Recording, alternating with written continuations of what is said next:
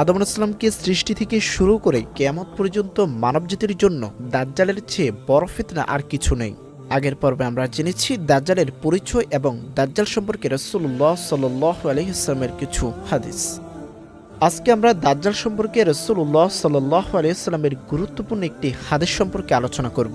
হযরত ফাতিমা বিনতে কায়েস রাদিয়াল্লাহু তাআলা আনহা বলেন, একদিন রাসূলুল্লাহ সাল্লাল্লাহু আলাইহি ওয়াসাল্লাম এশার নামাজে আসতে বিলম্ব করলেন। বিলম্বের কারণ উল্লেখ করে ইরশাদ করলেন, তামিমার দাড়ি থেকে দাজ্জালের কথা শুনতে গিয়ে একটু বিলম্ব হয়ে গেল। এরপর তিনি নামাজ পড়ালেন। নামাজ শেষে হাসি মুখে মিম্বরে উঠে বসলেন। সব মুসল্লিকে নিজ নিজ স্থানে বসে থাকতে বললেন। এরপর ইরশাদ করলেন, তোমরা কি জানো আমি কি জন্য তোমাদের বসতে বলেছি? সাহাবায়ে কেরাম বলেন, আল্লাহ ও তার রাসূল এ সম্পর্কে ভালো জানেন। তিনি ইরশাদ করলেন, কোনো ওয়াজ নসিহতের জন্য নয়, শুধু তামিমার দাড়ি থেকে স্রোত একটি ঘটনা শোনানোর জন্যই তোমাদের একত্র হতে বলেছি। আর তা হলো, তামিমার দাড়ি ছিল একজন খ্রিস্টান, সে এসে মুসলমান হয়েছে। আমি এর আগে দাজ্জাল সম্পর্কে তোমাদের যা বর্ণনা দিয়েছি সে অনুরূপ বর্ণনা দিয়েছে। সে বলেছে সে একবার লাখাম ও জুজাম গোত্রের ৩০ জন লোকের সঙ্গে জাহাজ যোগে সমুদ্র ভ্রমণে বের হয়। দীর্ঘ ১ মাস সমুদ্রের উত্তাল তরঙ্গমালার মধ্যে জাহাজটি তাদের নিয়ে গেল একটি দ্বীপের কাছে। এরপর তারা জাহাজের নোঙর ফেলে ছোট ছোট নৌকা যুগে ওই দ্বীপে প্রবেশ করে। দ্বীপে নামতেই তারা দেখতে পেল বিপুল চুল ও পশম বিশিষ্ট এক অদ্ভুত প্রাণী, যার পুরো দেহ ছিল কেশে ভরা। তারা বিস্মিত হয়ে বলল, তুমি ধ্বংস হও। কে তুমি? সে বলল, আমি জাসসাহ। তারা বলল, জাসসাহ আবার কি? সে বলল, এই যে দেখা যায় একটি প্রাসাদ, সেখানে যাও। তাতে অবস্থান করছে এক ব্যক্তি যে তোমাদের জন্য গভীর আগ্রহে অপেক্ষা করছে। তার এ কথার পর আমরা শঙ্কিত হয়ে পড়লাম, সে আবার শয়তান জিনভূত কিনা। আমরা খুব দ্রুত সেখান থেকে প্রস্থান করলাম এবং ওই প্রাসাদে প্রবেশ করলাম। সেখানে গিয়ে দেখি মজবুত শিকলে বাঁধা অদ্ভুত ও বৃহদাকৃতির এক মানুষ, যে তার নিজের মাথার চুল ধরে টেনে ছেড়ছে। এমন বৃহদাকৃতির মানুষ এবং এত মজবুত শিকলের বন্ধন এর আগে আমি কখনো দেখিনি। তাকে বললাম, তুমি ধ্বংস হও। কে তুমি? সে বলল, তোমরা আমার কিছু না কিছু পরিচয় তো পেয়ে গেছো। অপর এক বর্ণনার মতে সে পরিষ্কার করে বলল, আমি দাজ্জাল। এরপর দাজ্জাল তাদের বিভিন্ন বিষয়ে প্রশ্ন করল। প্রথমে তাদের পরিচয় জানতে চাইলে তারা নিজেদের পরিচয় ও সফরের অবস্থা খুলে বলল। অতঃপর দাজ্জাল বলল, তোমরা আমাকে বাইসানের খেজুরের বাগানের কথা বলো, তাতে খেজুর ফলে কি? তারা বলল, হ্যাঁ ফলে। সে বলল, সেদিন বেশি দূরে নয় যেদিন এগুলিতে ফল ধরবে না।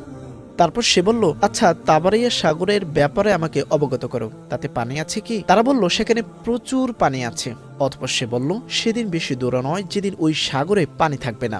সে আবার বলল, জুগারের ঝর্ণার ব্যাপারে আমাকে অবহিত করো, তাতে পানি আছে কিনা এবং সে এলাকার মানুষ তার পানি দ্বারা চাষাবাদ করে কিনা। তারা বলল, এতে যথেষ্ট পানি আছে এবং সে এলাকার মানুষ সেই পানি দ্বারা চাষাবাদও করে। সে আবার বলল, তোমরা আমাকে উম্মীদের নবীর ব্যাপারে বলো, তিনি এখন কি করছেন? তারা বলল, তিনি হিজরত করে মক্কা থেকে মদিনায় চলে এসেছেন। সে জিজ্ঞেস করল, আরবের মানুষ তার সঙ্গে যুদ্ধ করছে কি? তারা বলল, হ্যাঁ করছে। সে বলল, তিনি তাদের সঙ্গে কি আচরণ করছেন? তারা বলল, তিনি আরবের পার্শ্ববর্তী এলাকা জয়ী হয়েছেন এবং তারা তার বশ্যতা স্বীকার করে নিয়েছে।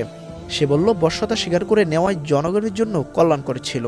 দাজ্জাল বলল, এখন আমি নিজের ব্যাপারে তোমাদের বলছি, আমি মসিহ দাজ্জাল। শীঘ্রই এখান থেকে বেরিয়ে যাওয়ার অনুমতি পেয়ে যাব। বাইরে গিয়ে আমি সমগ্র ভূপৃষ্ঠ প্রদক্ষিণ করব। 40 দিনের ভেতর এমন কোনো জনপদ থাকবে না যেখানে আমি প্রবেশ না করব। তবে মক্কা ও তাইয়েবা অর্থাৎ মদিনা, এ দুটি স্থানে আমার প্রবেশ নিষিদ্ধ।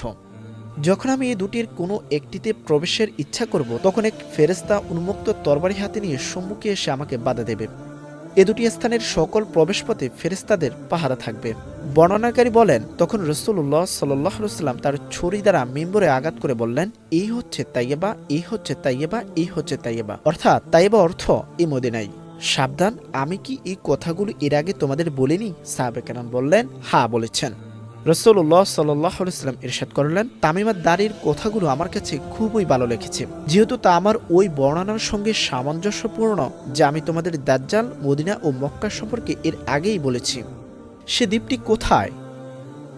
এরপর রাসূলুল্লাহ সাল্লাল্লাহু আলাইহি ওয়াসাল্লাম ইরশাদ করলেন, জেনে রেখো, এই দ্বীপ সিরিয়া সাগরে অথবা ইয়েমেন সাগরের পার্শ্বস্থ সাগরের মাঝে অবস্থিত, যা পৃথিবীর পূর্ব দিকে অবস্থিত, পৃথিবীর পূর্ব দিকে অবস্থিত, পৃথিবীর পূর্ব দিকে অবস্থিত। এ সময় তিনি নিজ হাত দ্বারা পূর্ব দিকে ইশারাও করলেন। বর্ণনাকারী ফাতিমা বিনতে কায়েস রাদিয়াল্লাহু তাআলা আনহা বলেন, এই হাদিস আমি রাসূলুল্লাহ সাল্লাল্লাহু আলাইহি ওয়াসাল্লাম থেকে সংরক্ষণ করেছি।